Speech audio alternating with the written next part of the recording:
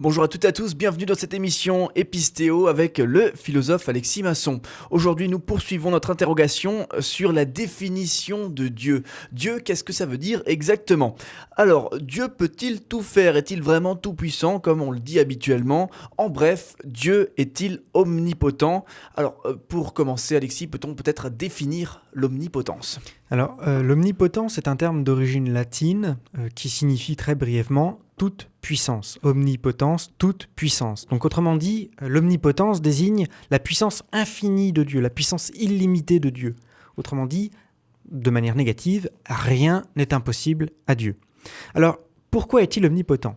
Il est omnipotent dans la mesure où il est la cause suprême de toute chose.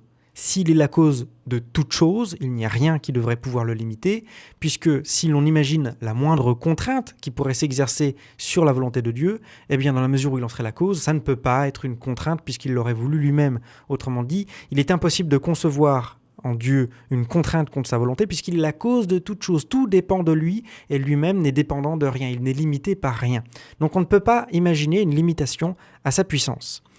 Alors, il faut cependant, pour bien concevoir l'omnipotence, exclure deux choses, c'est-à-dire à la fois l'impossible et l'impuissance. Du coup, l'exemple d'un impossible serait le fait que Dieu puisse faire un cercle carré. Alors en effet, un cercle carré est une chose impossible, au moins, préciseront les mathématiciens, au moins dans un espace euclidien. De la même manière, autre exemple de chose impossible, Dieu ne peut pas faire qu'une chose à la fois soit existante et en même temps inexistante, parce que c'est tout simplement contradictoire. C'est la définition même de l'impossible. Qu'est-ce qui est impossible ? C'est ce qui est contradictoire. Alors qu'est-ce qui se passe dans une contradiction ? Eh bien, les termes s'annulent mutuellement. Quand je dis qu'une chose existe et n'existe pas, eh bien, en réalité, j'annule le terme, puisque les deux adjectifs que je lui attribue se contredisent, ils s'annulent mutuellement. Autrement dit, la contradiction ne fait référence à rien. Ce sont des mots qui sont dépourvus de sens, ils n'ont pas de référence à quelque chose. Ils ne font référence à rien, ce sont des mots vides de sens, et en aucun cas, ça ne peut être une impuissance que de ne pas pouvoir faire quelque chose d'impossible, puisque cela reviendrait à dire que c'est une impuissance de ne pas être capable de faire quelque chose qui ne réfère à rien, et donc on le voit bien, ça ne peut pas être une impuissance de faire quelque chose qui n'est rien. Alors cependant, il faut préciser davantage le concept de contradiction, ou du moins le concept de possible, parce que bien souvent, le sens commun a tendance à réduire le champ du possible. Il faut bien comprendre que ce qui est possible, le possible enveloppe tout ce qui ne contient pas de contradiction. Je vais prendre un exemple. En général, on classe la résurrection parmi les choses qui sont impossibles, parce qu'on n'a pas l'habitude de voir quand même des morts ressuscités. Donc on classe en général la résurrection parmi les choses impossibles. Et pourtant, ce n'est pas une chose qui est logiquement impossible. Pourquoi ? Eh bien c'est tout simple, parce que c'est un fait scientifique déjà, la vie est apparue à partir de la matière inerte. Donc par conséquent, il n'y a aucune raison qu'à partir d'un cadavre, la vie puisse reprendre. Il n'y a aucune raison, puisque si la vie est apparue à partir de la matière inerte, elle peut réapparaître à partir d'un cadavre. C'est quelque chose qui n'est pas logiquement impossible. Certes, c'est vrai, c'est quelque chose qui a très peu de chances de se produire, mais très peu de chances de se produire ne veut pas dire impossible, bien loin de là. S'il y a une infime possibilité de chance, ça veut dire que c'est quelque chose de possible. Alors l'autre élément qui est exclu, et il faut le préciser, l'autre élément qui est exclu de l'omnipotence, eh bien c'est l'impuissance, tout simplement parce que l'impuissance ne peut en aucun cas être une preuve de toute puissance. Et donc un exemple d'impuissance pour le coup serait le fait que Dieu ne pourrait pas créer une pierre si lourde qu'il soit impossible de la porter.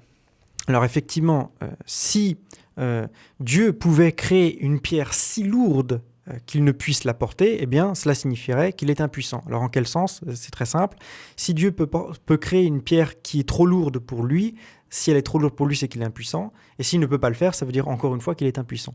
Alors, précisons bien encore une fois, et cela semble évident, qu'en aucun cas, le fait d'être impuissant ne peut être une preuve de puissance. Ce n'est pas, si Dieu pouvait se rendre impuissant, ce serait en aucun cas une preuve de puissance, bien au contraire. Ce serait tout aussi ridicule que d'affirmer qu'une voiture pouvant tomber en panne serait plus puissante qu'une voiture dont le moteur serait incassable. Elle serait plus puissante parce qu'elle pourrait tomber en panne.